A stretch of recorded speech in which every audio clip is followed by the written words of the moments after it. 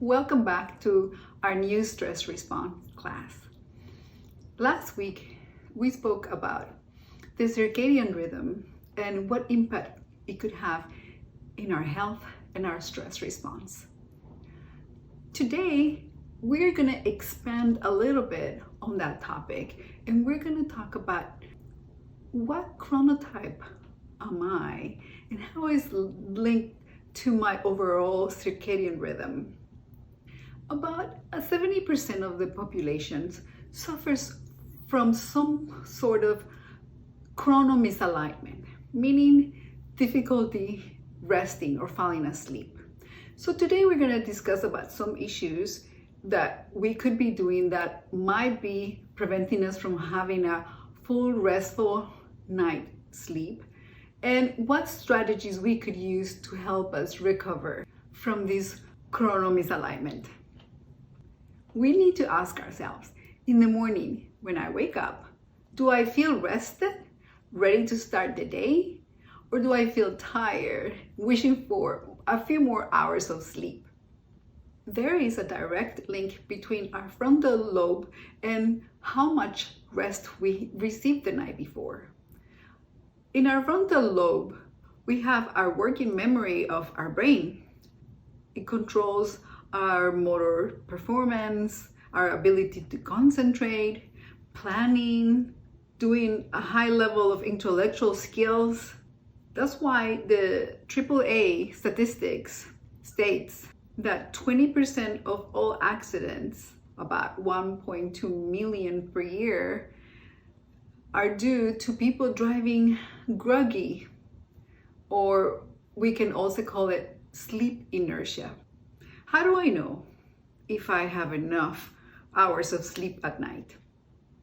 You can ask yourself, are you having too many close calls or almost an accident on the freeway often? Do you find yourself talking to your friends about it? Are you finding yourself irritable? When you're in meetings, are you paying attention, or do you feel extremely tired? Are you missing appointments, distracted, restless? Also, how do I know my child is sleeping enough? Am I getting reports that my child is not paying attention at school, distracted, restless, or is falling asleep? Before we go to the doctor, one of the things that we could check is if my child is sleeping enough hours at night. Children need between 10 to 12 hours of sleep so they can refuel and feel rested during the day. If your child is not paying attention at school, one of the first things that we could do is make sure that they're having between 10 and 12 hours of sleep.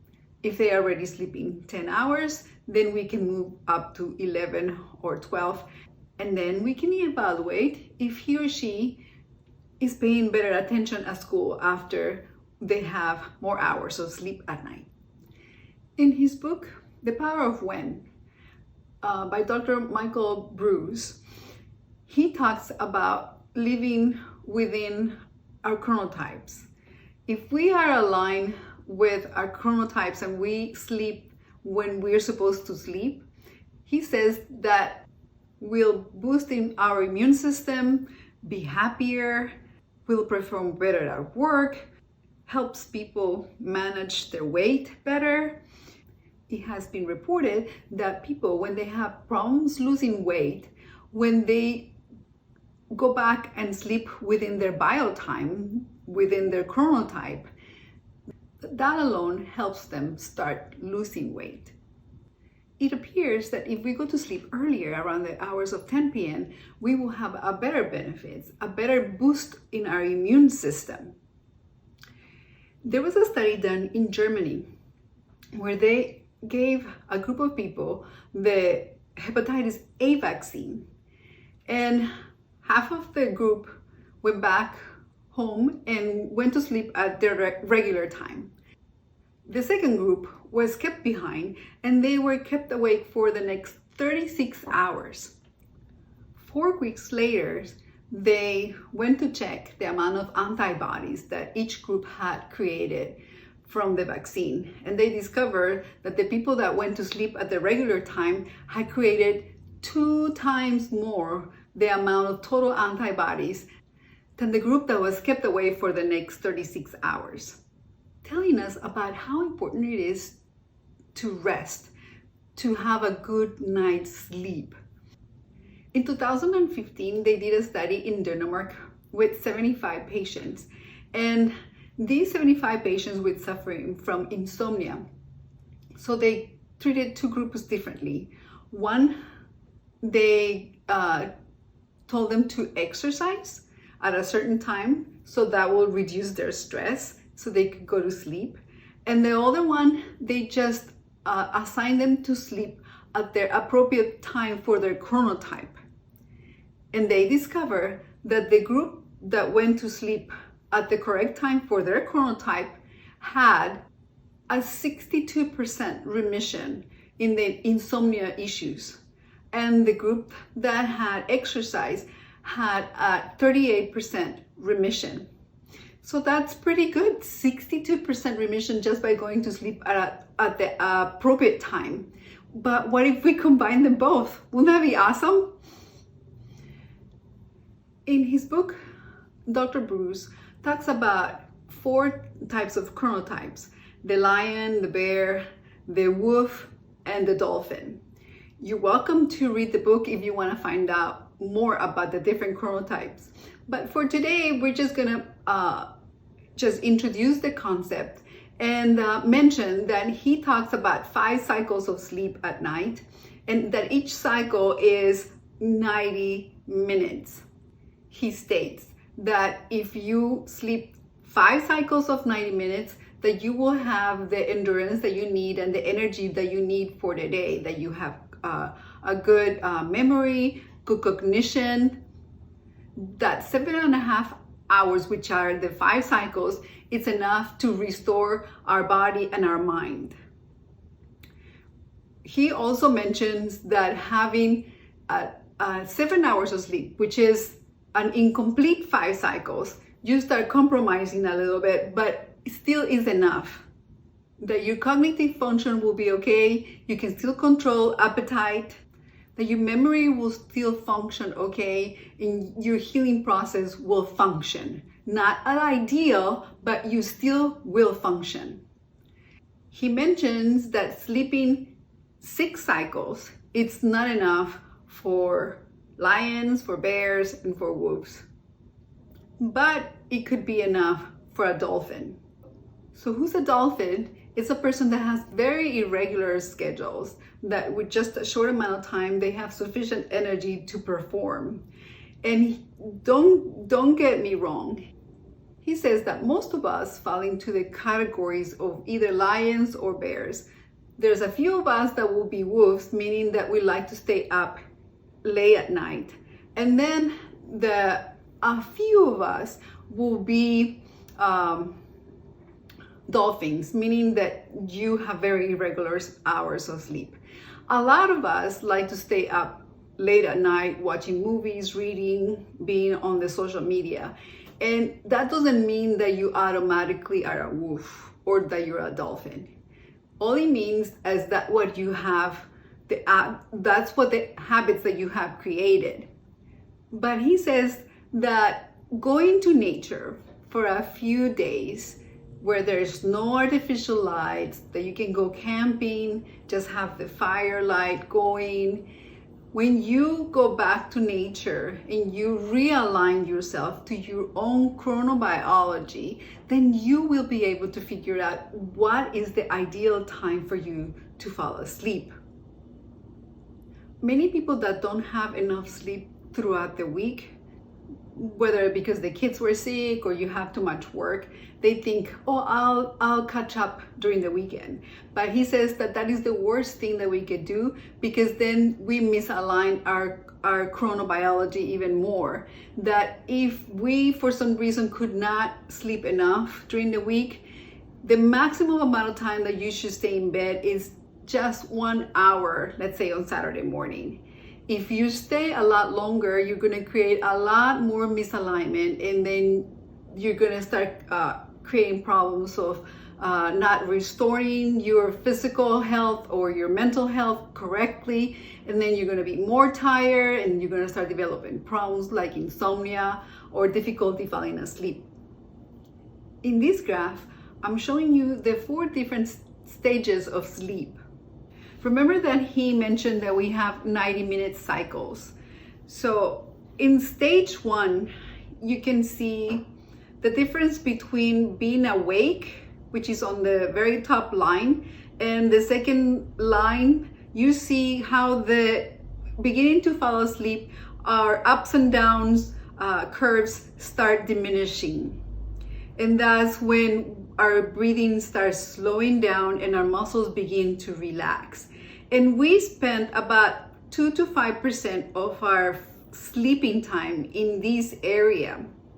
On stage 2, we spend here about half of our sleeping time. 50% of our sleeping time we spend it on stage 2.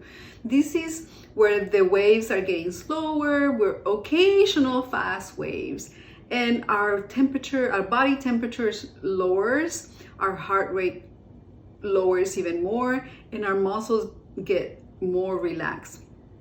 Then we finally get to stage 3 and 4, and we spend about 20% of our total sleep in this stage. That's when we go to our deeper sleep. And this is when the magic happens, because at this time is when our growth hormone gets released and helps our body restore. This is when our body temperature is at its lowest, and our respiration and blood pressure also are at its lowest. Interesting enough, the 20% of our total time sleep that we spend in level 3 and 4, the deep sleep, we spend it on the first third of our total sleep. If we're going to divide our total sleep in 3/3, the first third is when we are doing the repair. So in the earliest hours of the night. And that's when we get the growth hormone come in and help us with the restoration process.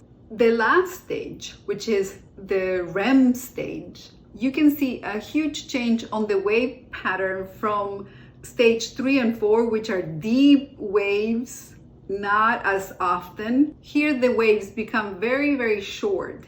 And we all have seen this REM stage in our children. We see it when they're sleeping, and we see how they move their eyes, and this is the time when they're dreaming. And if you wake up during this time, you will remember what you're dreaming. This is the time when your blood pressure starts increasing for a little bit, your breathing increasing for a little bit, but your muscles stay completely relaxed, as if you were paralyzed. If we wake up in level 1 or 2, we will have very little grogginess. We will be ready for the day. If we wake up on the REM cycle, we will have just a little bit of grogginess, but we also be ready for the day. But if we wake up, or somebody wake us up in the middle of the night when we are going through level 3 or 4 of deep sleep, it's very difficult to wake up from that. And if I happen to wake up from that because the car alarm went off, or my house alarm, or the dog is barking, it's very difficult to wake up from that, and we will be very groggy for a very long time. If you're having difficulties falling asleep or staying asleep, and you're tired during the day, and you think, oh, I need a nap, there's some studies that have been done that help us figure out how long I could take a nap. And they discovered that a 10-minute power nap gives us the best results. So what we could do is that we could set our timer for 15 minutes. We take several deep breaths. So it's gonna take us 2 to 5 minutes to fall asleep. finally we'll go to sleep and sleep for 10 minutes, and then the alarm will tell us it's time to wake up. What strategies I could do that will help me rest and help me lower my stress response? First strategy is our environment. That's something that we have control of. Our environment in the office and our environment at home. Our homes and offices where we work, they're designed to function. And when they cease to function, then they impede our daily activities. When we have a pile of things that's still pending, it's a constant reminder that those are decisions that I have not done yet. And it could create more stress instead of alleviate it. If my whole home is full of piles that need attention, it will be overwhelming to try to tackle it all. But we can at least do one room, a room that will mean peacefulness, that will invite you to relax and calm down. Another strategy that we could use is our sense of smell. What we smell has the power to make us happy, relax, or it could also make us anxious or angry. The odors can affect our body's basic biological responses. The smell receptors in our noses connect directly to the limbic area of our brain, which is sometimes referred as the emotion center. For me, the smell of brewing coffee or roasting coffee beans reminds me of my grandma. It transports me directly to her home, and I imagine her sipping her little cup of coffee and sitting in her rocking chair. And that's a very pleasant memory for me. But the same way that the smell of coffee from a coffee house brings me pleasant memories, it could bring somebody else a not so pleasant memory if that's the place that they broke up with their very dear relationship. And so the smell of coffee might bring different memories for that person. So everybody will have a different reaction to different smells. Some airports use special odors in their airport, so it will help people stay calm and reduce anxiety. Also, there is a vanilla-like smell that is being used for patients that have to go in and do an MRI, because you're in a tube and you might feel claustrophobic. So this vanilla-like smell helps them reduce the anxiety and helps them stay calm. There are some oils that might help us achieve a restful night. There is a list right here. We have lavender, sage, bergamot, peppermint, eucalyptus. Everybody's different. Everybody will get a different reaction to all of this. So you can just test them and see which one will give you the sense of calmness that you need in order to help you have a good night's sleep. If we want a good night's sleep, it'd be a good idea that the air that we're breathing is clean air, it's fresh air. So sometimes when we close our windows at night, we may not achieve these as easily. So this is a list of plants that we could use that the NASA recommends. These are some of the plants that they use when they send astronauts into space that will help them remove some chemicals from the air, from the indoor environment that they have to be recycling their air. And also they help us remove carbon monoxide from the air. From these plants, one of the easiest one to take care is the mother-in-law tongue, which is the long leaves that you can see there. That plant is so easy to take care of. I highly recommend it. I have it in my house and it is very easy to grow and to take care of. It's important that throughout the day we practice our relaxation techniques that we've been learning. So by the time we get to the evening, our body is not overwhelmed with stress.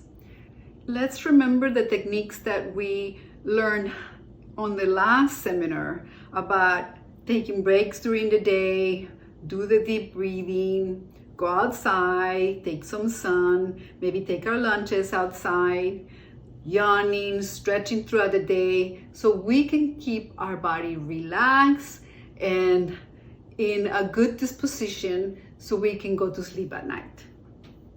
Leaving work behind nowadays is very difficult because we have the emails, textings, so it's a constant intrusion in our personal resting time. So we need to make a conscious effort into setting a limit and decide when it's time to finally turn our electronics off. Remember that we have our physical body, but we also have our mind and our spiritual aspect. So each area of our being needs nourishment. Find things that you like to do that will help you relax, and do an activity that I choose to do instead of somebody else telling me that you have to do this or that activity. Increase our competence by learning something new, learning to play guitar, learning to play the piano. Learning something new will challenge our mind, but it will help us reduce our stress. When I ask the questions of what we value, most people respond that they value their family, they value love, and they value God. And so it's important to keep our spiritual health, that we do this connection with God on the daily basis. So we have a practice of letting go of our tribulations, of our worries during the day, and we can submit it to Him. And so that action of submission of our worries and our troubles, literally submitting them to Him, will help us lower our stress and calm our body down, calm our mind down, and increase our spiritual health. As I mentioned, most people value God and family. We need to make sure that we are aligned with what we say we value. Is it that we want to value it, or do we truly value it? If we truly value our family, but we find ourselves that when it's time to connect with them, when it's time to go spend time with my family, I find myself completely distracted with technology or work, we need to evaluate and see who is this behavior serving? Am I really truly honoring my values? If it's going to be 30 minutes of a walk or family time, then put your phone away, put iPads away, and spend 30 minutes with your family. This will help you reconnect. This will help you enforce what you value, and this will also help you reduce your stress and increase your hormones of oxytocin that come out and help you restore the damage of stress has done throughout the day. Let's sum up the recommendations for a good night rest. If you're sensitive to caffeine, it's important that you don't drink any caffeine after 2 p.m. because remember, the life of caffeine is 8 hours. So if you drink your last cup at 2, it will take you all the way to 10 p.m. in order for your body to release the caffeine from the blood system. So it's important that you don't drink any more caffeine after 2 p.m. It's important that we create a wind down ritual. That way our body gets the message when you start your ritual that is getting ready to go to sleep. You know, your personal hygiene will take you about 20 minutes. The preparation for the next day will take you another 20 minutes. And you can take another 20 minutes to read and relax in bed before you have to go to sleep. There's some herbs that we could use that will help us fall asleep. Like the list says here, we can use some valerian teas, some kava, some GABA. Just a little warning regarding the sounds that we use to wake us up and the sounds that we use just before we go into bed. Remember, our body, our alarm system, our limbic system, in our amygdala responds to all the stimuli around us. So sound is a way that we stimulate our body also. So be careful with what alarm I'm waking up. If I have a high piercing sound early in the morning, you're triggering your alarm response, your stress response. So it's early in the morning. So maybe choose something more calming to wake you up. So you retrain your body not to be triggering this stress response from early in the morning. Also, what signals are you giving your body just before going to bed? If you're watching a horror movie, for example, or a movie full of disaster and watching the news, seeing all the disasters happening just before going to bed. All those things trigger our alarm response, create alarm in our body, and they're not conducive to help us relax and have a good night's sleep. So if I must hear the news, maybe I should listen to them earlier during the day so I can have an opportunity to calm down after that and relax my body so I'll be in the best disposition to fall asleep. And just a little reminder about how dark our room needs to be. Remember what we talked about last week, how important it is to give our body dark and light, that the hormones that need to be activated at night get activated because there's lack of light, completely lack of light. I hope these strategies help you to continue reduce your stress and help you create new habits that will help you improve your health and live a fulfilled life. I'm going to take a few minutes and explain how to do the diaphragmatic breathing together with the progressive relaxation. What we have to do is you have to lay down in your bed before you're going to sleep, and we're going to start with our feet. We're going to bend our feet back, and that's going to contract all the muscles on our feet. And when we do that, we're going to do one abdominal breathing. So we do the abdominal breathing as we have the contraction of our muscles in our feet, and then we relax the feet as we get the air out.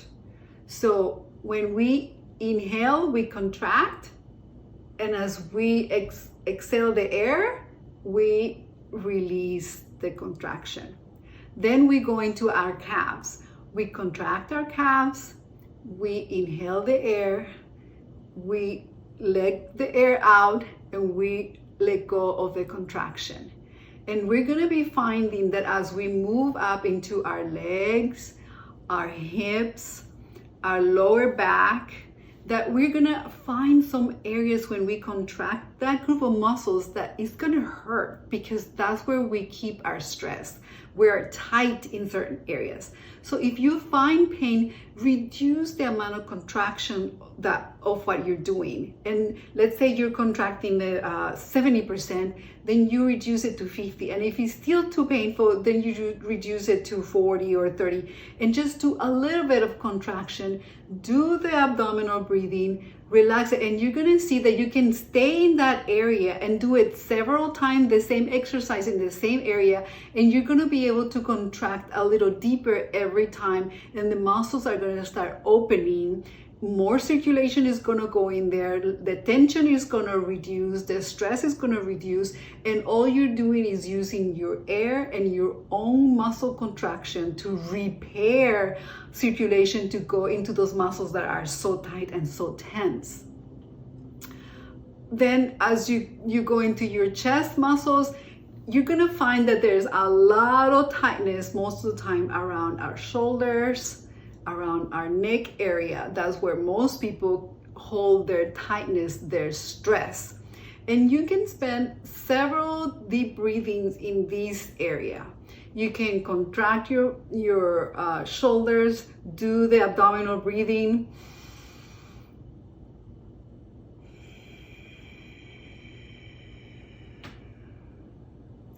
You relax them, and you find them that you can move them a little bit better, but then you can do it several times until they completely relax. You can do the same thing with your neck. You can try to lift your neck forward. That's then you do the abdominal breathing, you relax your neck. Then what I like to do, I like to turn to the side, bring the neck forward, do the abdominal breathing, let the air out, and release the contraction. And remember, you breathe in counting 4, and you breathe out counting 6. You do it slowly. 1, 2, 3, 4, and then you count out 6. And why longer? Is so you don't get dizzy. Remember that? And so we finish with the face and the head. We contract because we also store a lot of tightness around our facial muscles, because sometimes we tight our jaw, and you might find that your muscles around your face are extremely tight. So remember, every time you find an area of your body that is painful, reduce the amount of contraction and start slowly, just contract it like 20%, do an abdominal breathing. In the next breathing, then maybe you can go to 25 or 30%.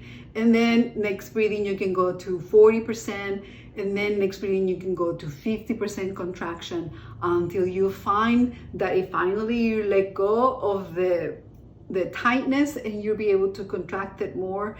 And every time you contract it and you let it go, you're going to discover that you're bringing more circulation, more oxygen, and more relaxation to your body. And that is going to help you trigger the sleepiness. You're going to start yawning when you're doing these. The more you yawn, the more you're going to relax. And this is going to help you relax your body, reduce your stress, and prepare you for a good night sleep. I hope you practice this diaphragmatic breathing together with your progressive relaxation, and this helps you have a very good night sleep, that you're restful in the morning, ready to tackle the day. I hope I see you again next week.